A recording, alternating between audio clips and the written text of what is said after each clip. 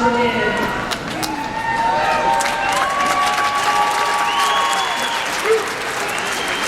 You were very honored with this recognition. He really loved playing rock and roll music with these three, Gary, Ricky, and Joan. Guys, we loved you and always treasured the time we shared on the road, doing shows, in the studio, and even being bored in hotel rooms and getting into mischief. But mostly collaborating on and creating some really great music together. Joan, he was so gratified to be with you on the stage. He admired your strength and talent. He always appreciated the opportunity to rock those drums behind you and Gary and Ricky. Lee's love for this music started back as a kid in Brooklyn, when his cool big brother Jay brought it into their home due to his own musical talents. Thanks, Jay and Janice, for all of your support. Thanks, Suki and Harold Sackett, Lee's folks, for being supportive parents as Lee banged away on his drums in their small apartment, in spite of neighbors' complaints, to develop into the skilled drummer he was determined to be. Lee found his way into the band Joan Jett and the Blackhearts via the late 1970s New York music scene, Max's in Kansas City, He became a part of that scene, and his reputation as a hot drummer grew. He joined the Blackhearts and began what was to be the amazing, exciting ride to the pinnacle of his music career. Errol and Andrea, Lee would want to thank you both. You were woven into his heart. He'd want to also thank Eric Campbell for sharing the crazy early days of this experience. And he had great affection for all the Blackheart family, all the road crew, office folks, and of course, the fans.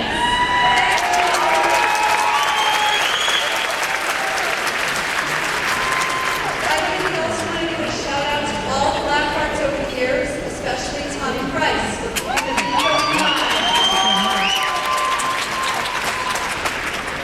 All of this was hugely important to Lee, but as life laid out different chapters for him, one came along that topped all of this, being a father to our sons, Sean and Cameron.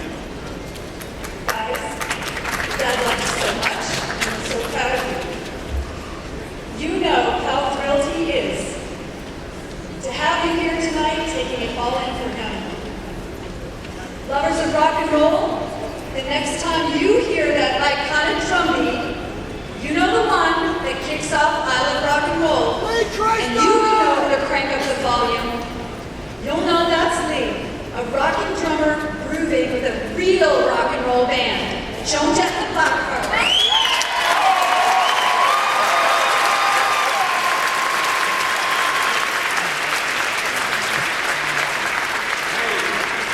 When I was 13 years old, I had a poster of my idol, Joan Jett, on my bedroom wall. And I'm not the only one in here who did. As a huge fan of the Runaways, I was fortunate to see several shows from Riverside to Orange County, to Whiskey Go-Go on Sunset Strip in Hollywood. I have a fond memory of one of those gigs presented to Joan, a leather belt on which I had hand-tooled the Runaways logo and two little guitars with my candy leather kit. Whoever 2 years later, I would show up to answer that infamous ad in the LA Weekly. Joan Jett's looking for 3 good men. Well, although I was a good boy, I lied. I said I was 18. Can you believe it? I got the game. I wondered sometimes that leather belt had anything to do with Joan's decision.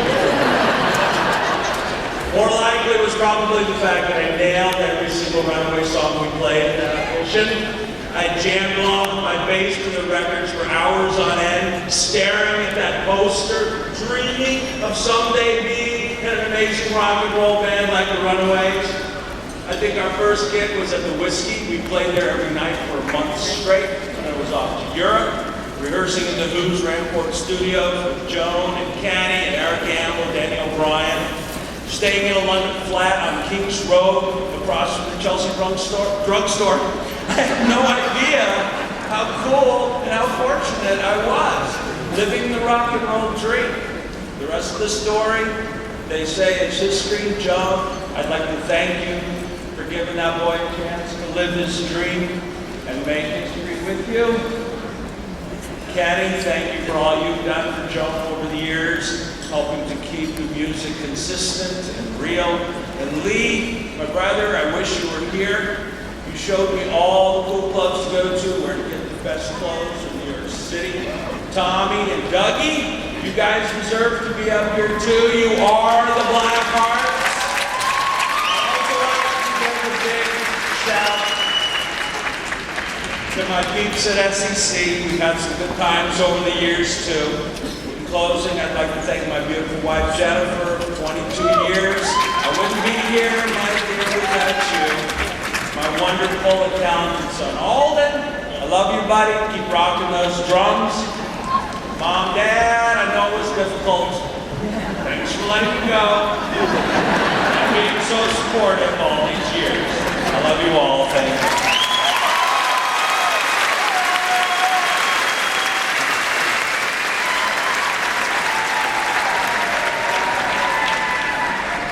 Hello, baby. I've been waiting for you. Let me clarify one thing, Miley. We all wanted to fuck Joan.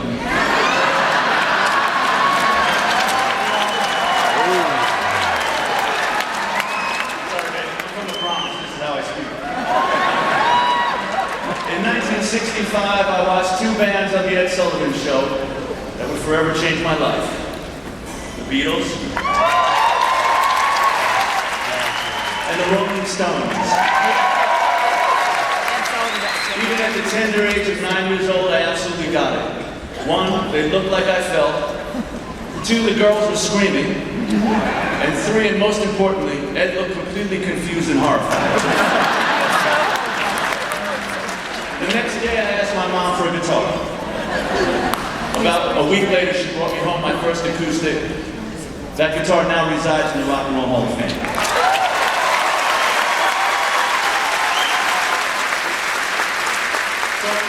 My mom for bringing home that guitar and for all her support that continues to this day, but mostly for never asking that dreaded question.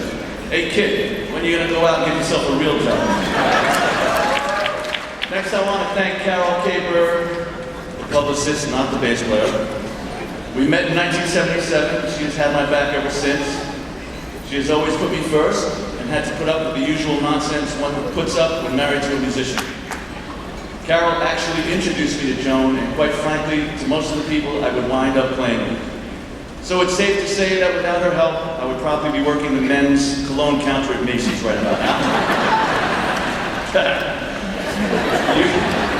you have my love and gratitude.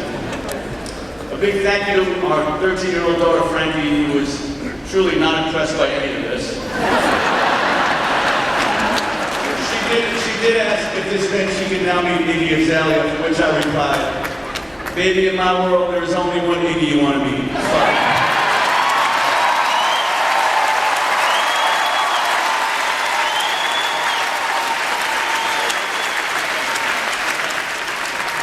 want to thank Kenny and Merrill Laguna for believing in Joni when no one else did. No doubt the reason why we are standing here tonight. A thank you to all the other Black Hearts, from Eric Gamble to Tommy Price, who, by the way, should also be going into the hall tonight. A huge thank you and congratulations to my old pal, Joan Jett. We traveled the world together. Breathe, baby, breathe. We traveled the world together and kicked some serious ass. You can be sure the tank was always on empty when we left the stage. And I am proud to have been part of your journey. You are a true rock and roll icon, and no one deserves this honor more than you do.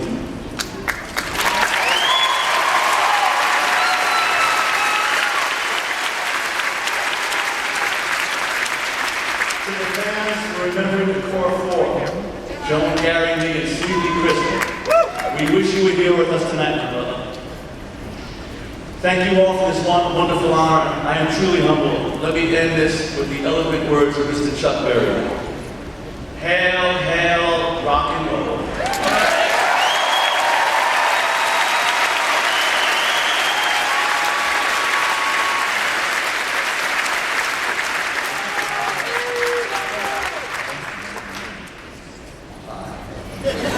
First, want to thank the amazing Steve Van Zandt for being our friend.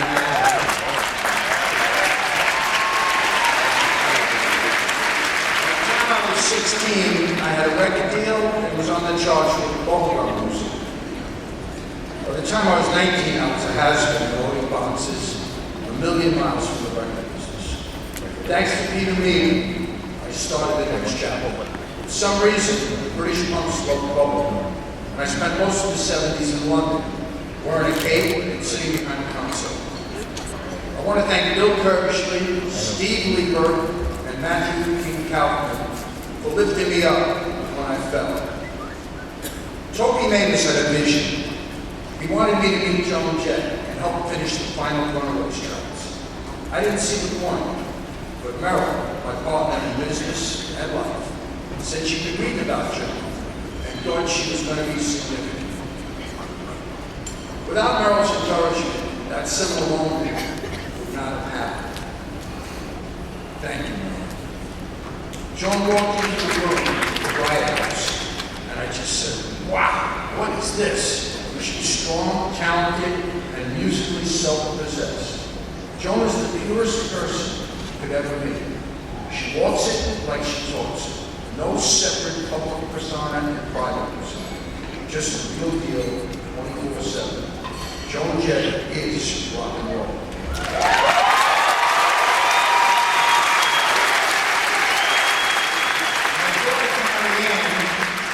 Carrie Ann joined the family business 12 years ago. She's taken our company into a new era of prosperity and relevancy that continues to grow. Thank you, Carrie.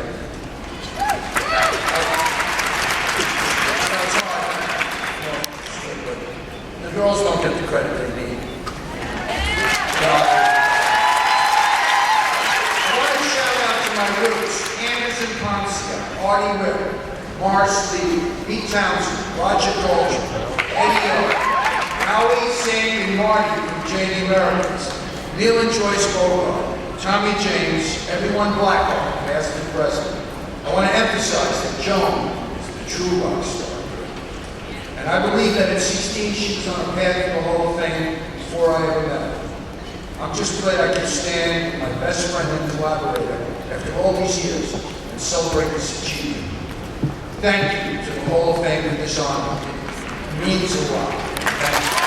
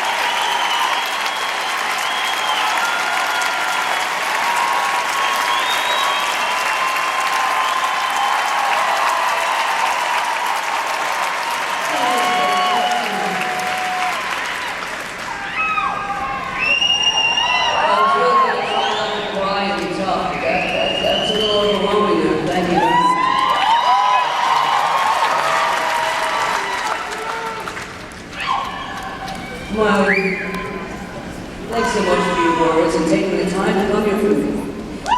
You have such a beautiful soul. It's been really wonderful getting to know you over these past few years. It's important to see another strong woman who does things her way, and she does.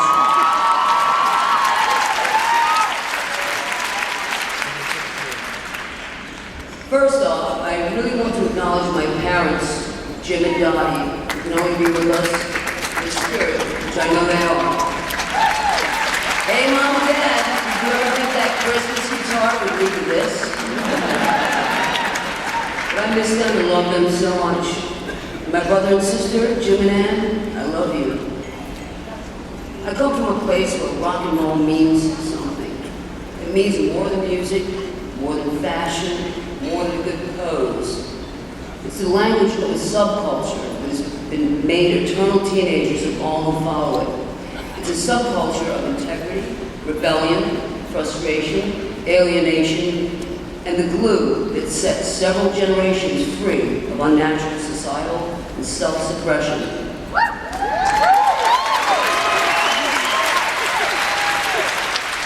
Rock and roll is political. It is a meaningful way to express dissent, upset the status quo, stir up revolution, and fight for human rights.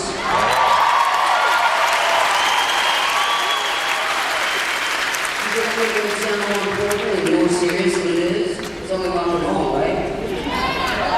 Rock and roll is an idea and an ideal. Sometimes, because we love the music and we make the music, we forget the political impact it has on people around the world. There are pussy riots wherever there is political agitation.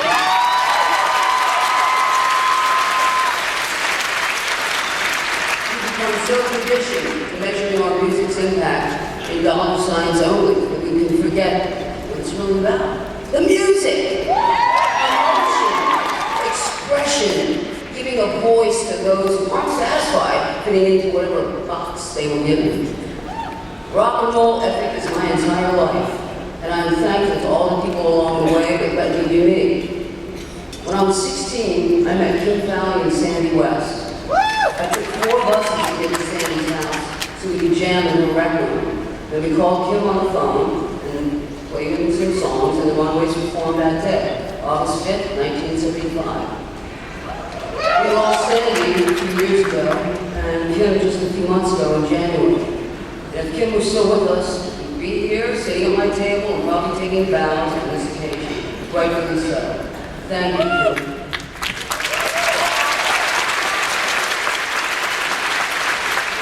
If we did nothing else to write Cherry Bomb, it would have been great. We made some history. Thanks to my co-conspirators, Sandy, and all the Runaways who shared this unique and unrivaled perspective of rock and roll. Mickey, Cherie, Rita, Jackie, Vicky, Laurie, and Peggy.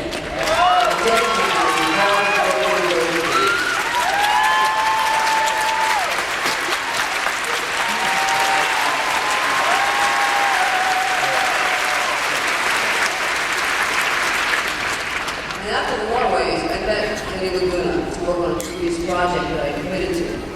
And his wife Marilyn had encouraged Kenny to meet with me as she had read about me and thought I was significant. And they decided to manage me. Every label turned me down, saying I should use a guitar or just they didn't hear any hits. Started Blackheart Records with their baby Carrie Ann's college fund and pressed their own records. I Love Rock and Roll was #1.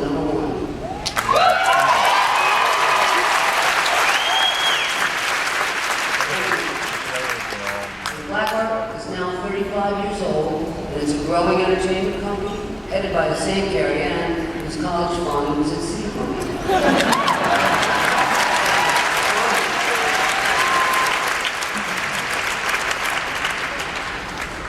She has reinvented Blackheart and has kept our mission alive. Thank you, Carrie Ann, and thank you, Mel.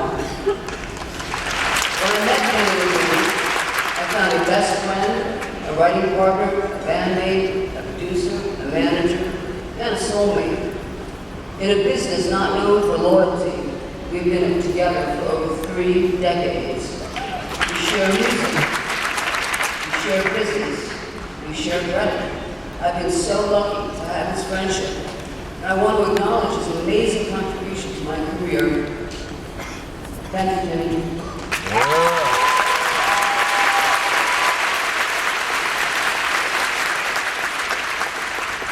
In London, at the start of my solo career, Pete Townsend said to Kenny and me, "Go see Bill. You don't have to pay us now." Bill Curbishley and The Who let us record at their Rampart Studios. It was all magic, the work, seeing the creativity. This gave us the ability to build a buzz and mystique that is so critical to rock and roll without anyone's interference. Kenny reached out to his friends Neil and Joyce Bogart to help put out our record. And despite the rejections in pretty much every label at the time, there were some incredible early believers that helped get us started. Like Howard Bloom, Toby Mavis, Steve Weeds, Steve Weaver, Eddie O'Rourke, Tom Cuddy, Tony Martell, Ian Copeland and his agency, FBI, who were revolutionary. The FBI guys like John Huey, who still is our agent, and Rick Shore, worked hard for us, and I'll never forget. There have been so many people along the way that have been advocates and friends throughout my career. I want to thank Little Steven and Dave Grohl.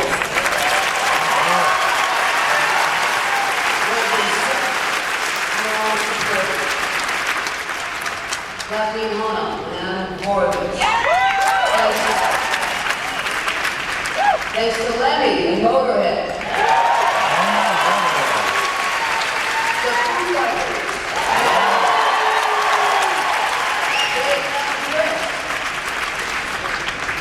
That same Iggy Pop. Roger Bingenheimer, Debbie, Chris and Blondie, the Ramones, Cheap Trick, Ian McGuy, The Cosby, Discord Records.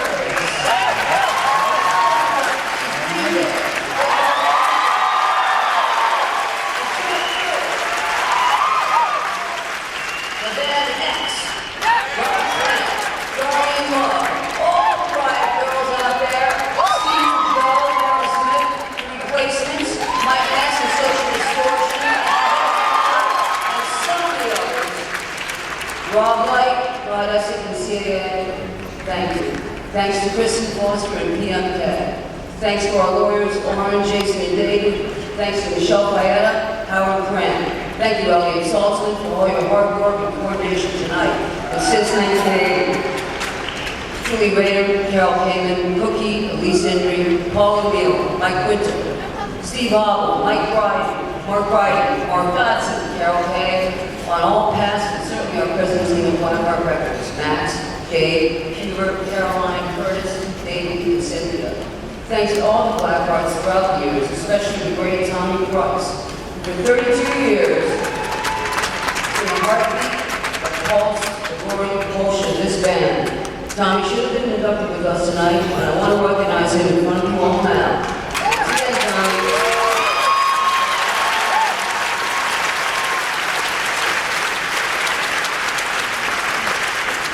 And also Tony Bruno, Eric Gamble, Hazard Sultan, AC Slade, the Uptown Horns, Tom Panunzio, and my fellow inductees, Ricky, Gary, and Lee, via one.